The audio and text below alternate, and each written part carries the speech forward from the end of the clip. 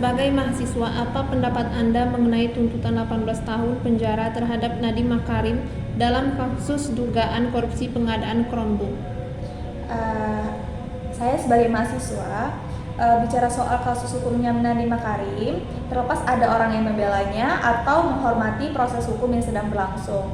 Menurut saya, publik itu harus bisa membedakan yang mana tuntutan dan mana yang vonis yang sudah ditetapkan. Jangan jadikan asumsi sebagai pembenaran subjektif atas perkara yang bahkan belum selesai proses hukumnya gitu kan. Jika memang dia terbukti bersalah, maka hukum tersebut pantas dia terima. Jadi kita hanya bisa menunggu saja proses hukum yang sedang berlangsung ya. Menurut Anda, siapa pihak yang paling bertanggung jawab dalam kasus pengadaan laptop Chromebook tersebut? Jadi soal siapa yang paling bertanggung jawab atas kasus ini belum bisa dijawab pasti karena kasus ini kan masih dalam proses peradilan kan.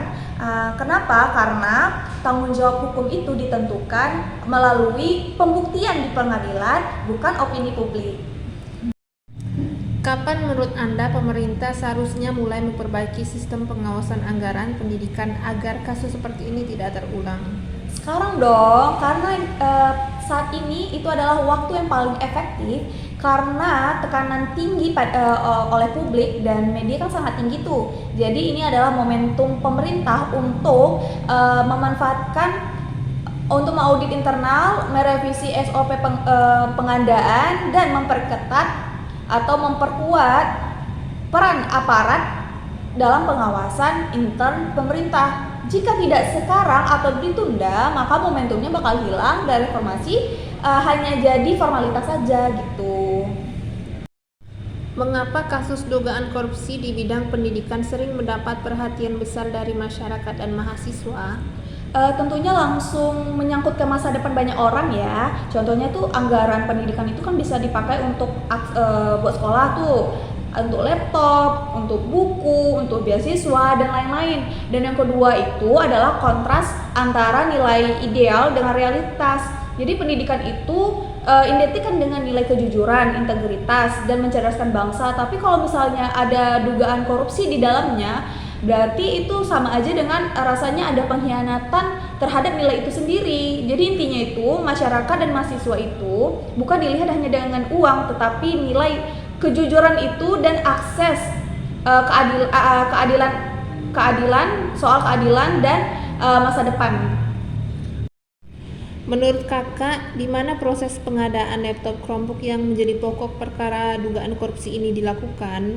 Jadi proses pengadaan laptop Chromebook ini dilakukan di wilayah Kementerian Kementerian Pendidikan, Kebudayaan, Riset dan Teknologi sejak 2019, termasuk itu melalui WhatsApp ya, dan pertemuan daring yang melibatkan pejabat dan konsultan kementerian.